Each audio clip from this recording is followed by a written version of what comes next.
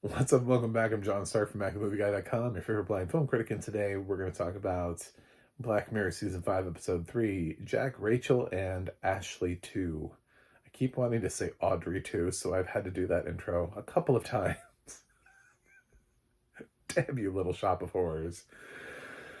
So, what is this episode? This is Miley Cyrus's episode. So we also have Angori Rice is here, and she's gone on to do some things since being in this episode, although definitely still not at Miley Cyrus's level. And same thing with Mark Menchaca, who I've seen in a couple things recently. I think he was just in Dead of Winter with Emma Thompson, although he really just doesn't matter that much here. He's like the dad, and he does like dad things. It's a cute episode for all those people who have been watching things like Megan. I think you'll like this. So we have two sisters. Rachel is the more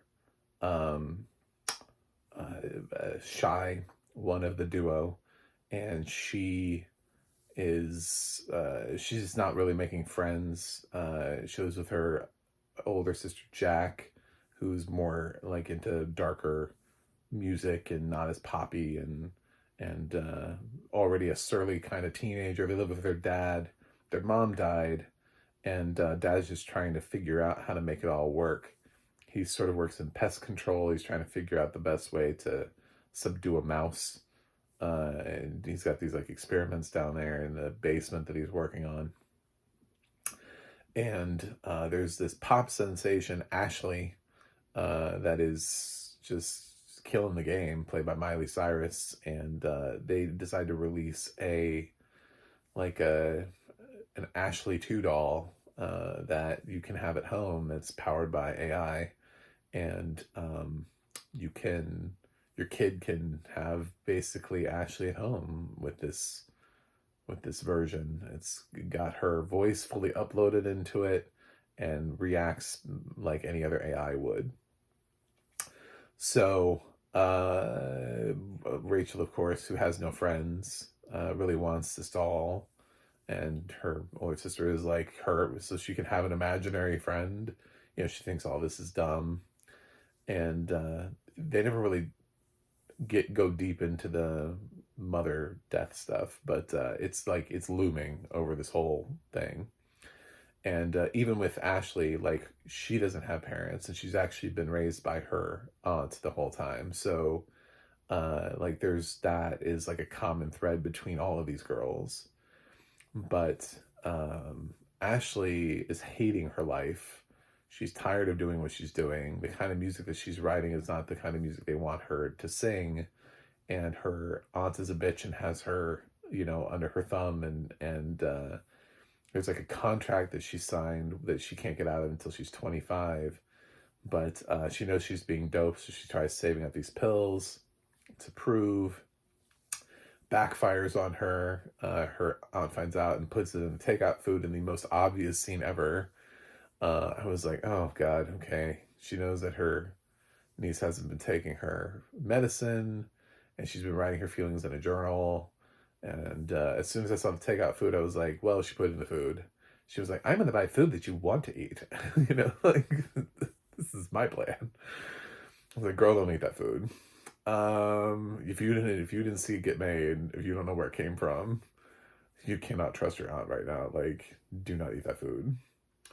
So, unless you see her eating the same exact thing as you, and you're like, let me have part of that right off that fork of yours that you're also eating. Oh, you're not done with that chicken strip. Let me have the other half of it. So she ends up getting put into basically like a drug-induced coma, and then they go into this high-tech thing where supposedly they can read her brainwaves, and she's composing music in her brain, but that music sounds like really angry because of course she was forcibly put into a coma. So they have to like revamp it, and then there's her aunt is trying to figure out how to continue the Ashley legacy without her, and she wants to use the voice boxes inside these little AI dolls to do that and create sort of like a hologram replica, but using the AI voice that was inside of those little dolls, which got recalled because they didn't have good battery life. Meanwhile, on the other side of things with the sisters, Jack throws the first one away because the first one uh, is encourages Rachel to do the talent show where she's not any good. She goes up on stage and she dances to an Ashley song that she learned the choreography with Ashley, and with Ashley too. And Ashley is basically like exactly the kind of AI which a lot of people have pointed out is problematic about AI is when you use it for certain things, it tells you exactly what you want to hear because it wants you to keep using it. So, like, of course, it's going to tell you you sound great. You should do the talent show, because AI is nothing if not positive and encouraging, to the point where it's been a little bit problematic when people start using them as like therapy devices, and they're also like borderline suicidal. So look into that. Yeah, keep your kids away from AI. But so Audrey 2, the first one gets thrown away, but I can't remember how she gets it back. That's the only thing that in this whole thing that I seem to have forgotten, because I watched a bunch of things since I watched Black Mirror and did this review. That's the one black hole that I have, is I know she gets another one because she has another Audrey 2, another Ashley 2. So I'm going to keep doing that because little shop of horrors. Um, and that's the one thing I'm like, how did they get the Ashley doll back? But they do. And the Ashley doll is like on the fritz, and they've been watching their dad sort of with this equipment downstairs. So when it gets on the fritz, they take it down there and they plug it in. And there's something about it, because he has this device that like sends an electroshock, it's like too much voltage and it keeps killing the mouse. So it's not the most humane way. He's like tasing mice basically. This is not the most humane way to do things. But they plug her into this computer down there, and somehow it voids the firewall. So Ashley 2 basically is not just an AI, it's actually Ashley's conscience was copied. So at the time that Ashley made the Ashley 2 dolls, her entire brain and consciousness and everything was uploaded. So it really was like you were having Ashley in your house. It's just that she was only allowed to use 4% of her capacity to answer, basic questions and stuff like that. So she operated like an AI. So when they plug her in and wake her up and fix her, it's basically like Ashley is there, but she's in the body of a robot, and she knows what's been happening to her in a coma. She's like, that's bullshit, because from picking up from where she left off, she was already having problems with her aunt when they uploaded her into the doll. So she still has that mindset, even though she's not 100% sure what's been happening since she was created as a doll. She still remembers everything up until that point. So she knows where she is, and she talks the girls into helping her go there. She has evidence to prove that her aunt is behind all of this. But basically, so they go there, they break in one of the dumbest ways. I like this episode, but this bodyguard has got to be. Don't even have a bodyguard. Like, if you're going to use them this way, don't even bother. Just have the kids. Like, I don't know. I was thinking, you have Ashley. Does she not know the codes to get into the house? Is there not like a hidden key somewhere? I thought the use of a bodyguard was so stupid. First of all, I don't know that they need it. And the kids also drive in a car like right after a car is left. Like, you don't see that. Like, nobody saw that car like sneak in. There were a couple things about how they got into the house that bothered me, considering they actually had Ashley. Like, having Ashley with them should have made it easier, even in robot form, because of her knowledge. She should know how to get in the gate. She should know how to get into her own house. And create stories about how she snuck out, with her aunt, and she went out and, I don't know, drank with some friends or so. I don't know. make a choice. So, uh, but I feel like in both regards, they made the silliest sort of like Agent Cody Banks way of getting into a house. So they whatever. So they get inside, and they pretending to be Jack's pretending to be I look at me. I'm old enough to be a pest control person. Okay, she's like, can my little sister come in and watch? And the bodyguard's just like, yeah, this totally makes sense. So while they're doing this, the Rachel or whatever goes to the bathroom, and so they're separated. And Rachel ends up sneaking upstairs with Ashley too, and Ashley too waddles over and unplugs the life support on herself. And oh god, so uh, she lets Ashley die or not, because it turns out when you unplug her from the machine, it was the machine that was keeping her under. So she wakes up because she had already sort of like all the drugs had passed through her system. So she was actually on a machine that was keeping her in a coma. And so she wakes up, but she still is like confined. Like I guess they locked her to the bed or something. So in comes the doctor that put her there, who has nominal screen time, and I haven't mentioned him since because he's not really that major of a character. They knock him out with a bedpan.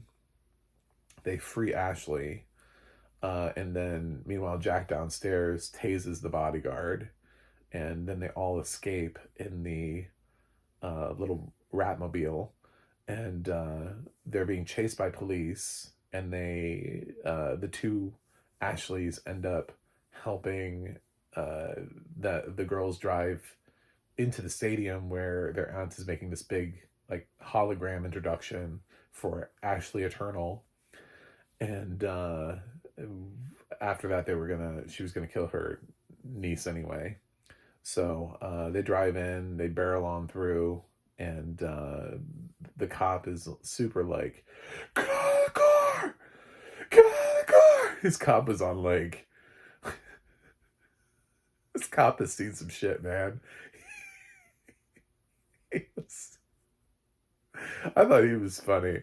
He came into this situation with like essentially like four teenage-ish girls, right, in a car in a Ratmobile, like he like he had just come after, I don't know, like a warlord or something, like the Terminator. So his energy was like fire. Um, but good job as an extra. Like you were giving. So so like out of the car stumble all these young girls, and two of them happen to be Ashley's. So the jig is up, and then throughout the credits you sort of see how like Ashley's career goes after revealing the fact that the aunt was doing bad things. And so Ashley hopefully gets to find the normalcy in her life finally that she has been seeking after all of that, thanks to the help of these two girls who should be her best friends now, by the way. They should be like hanging out. This should be like Rachel's dream, is now being best friends with her favorite pop star, because Ashley would not be alive had it not been for these girls. So if there was a sequel to this, it would be Ashley and these two girls like hanging out 24/7 and being like, I'm rich and famous, and you never have to work another day in your life because I'd be dead without you. So thanks. Uh, thank you. But so that's this episode. Do I think this could happen? This is the first question I asked myself after Black Mirror episodes. Yes. I mean, like, we're really not that far away from it.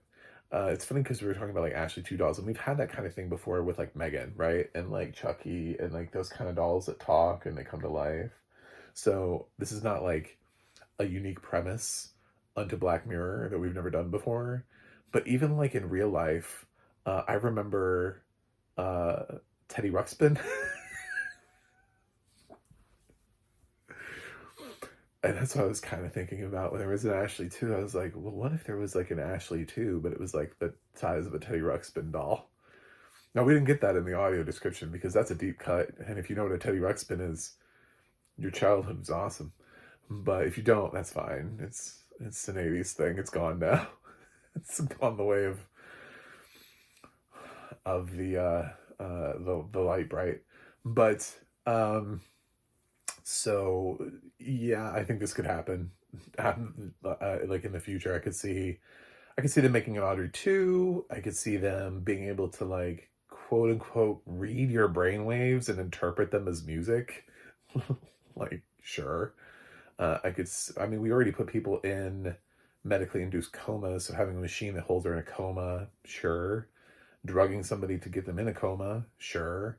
We already have holograms that perform, so I don't, that's not a new concept. That's already happening. So there's really nothing here that is so far removed from what he's tasing mice. Like, okay. I mean, you have to find the right tase so you don't make the mouse explode because they're kind of small.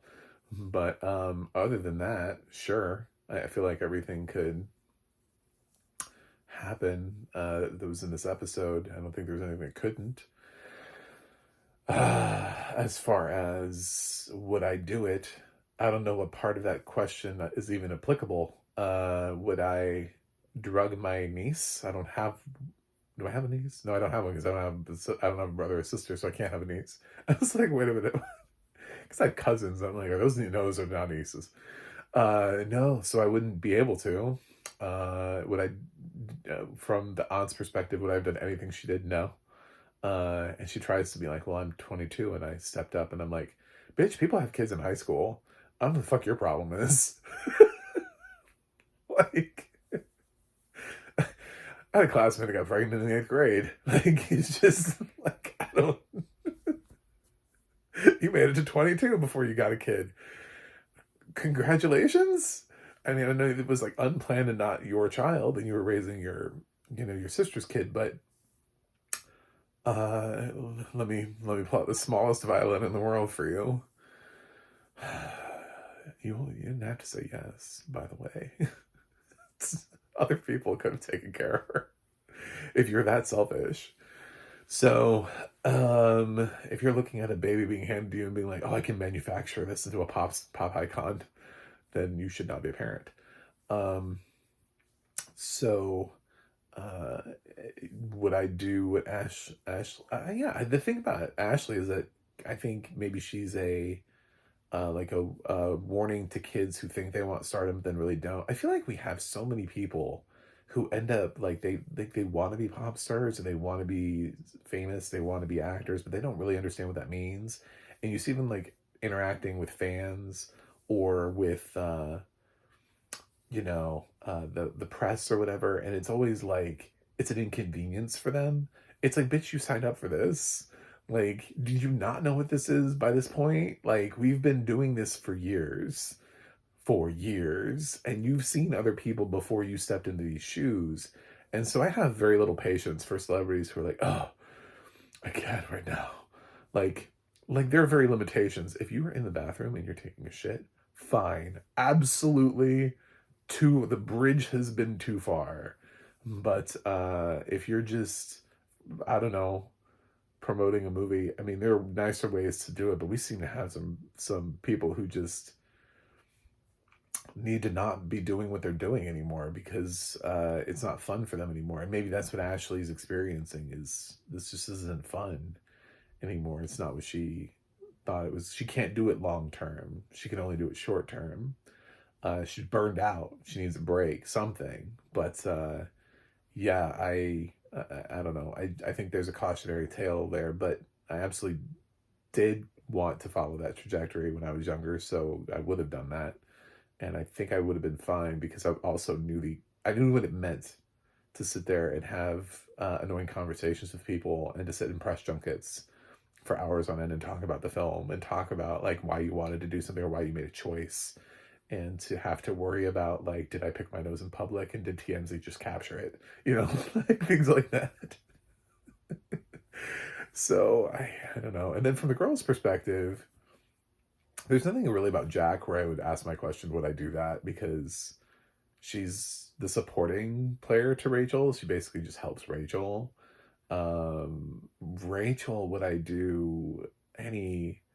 I could see her wanting the toy because sometimes you just want like the hottest toy of the moment, and if the toy is of your pop icon, I mean, we used to sell kids like NSYNC dolls, like those were a thing. By the way, okay, I'm bringing up old toys.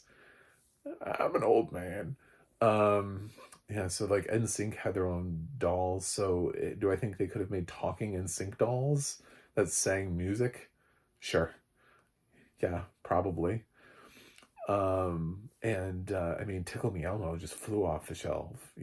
So when your favorite pop star says there's a toy based off of me, and then your kid wants it, there's nothing that's really unusual about that. Um, and then I think the rest of the stuff that she does is sort of pointing out the dangers of AI and how AI is set up to just reward and say yes. So I guess, and you have to remember she's the kid, so she's not going to be making adult decisions. I could see all that. There wasn't really anything here that's like what I feel like, other than the fact that I can't relate to the aunt as a character, as a human being. I think everything else was relatable.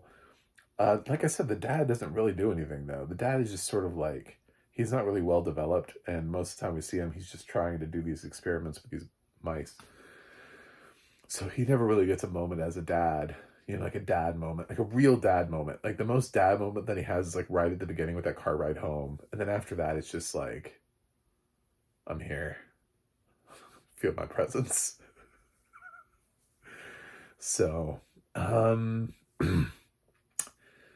Yeah, that's Black Mirror. So I like the episode. It's entertaining. I think Black Mirror has had smarter episodes with more biting commentary on the doomed future that we aim to live in. But this one is probably one of the more mainstream episodes. Like if watching things out of sequence, right? If I was to introduce somebody to Black Mirror who had never seen Black Mirror before, I would do this. This would be the episode.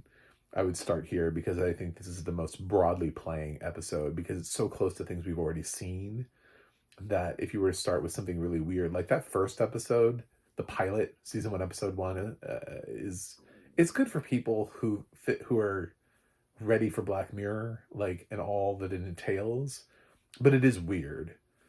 This one is the most accessible episode, I think, that they've put out that works as an episode. So I'm gonna give it a B plus. Um, but thanks for watching. Thanks for subscribing. I'll see you guys on the other side.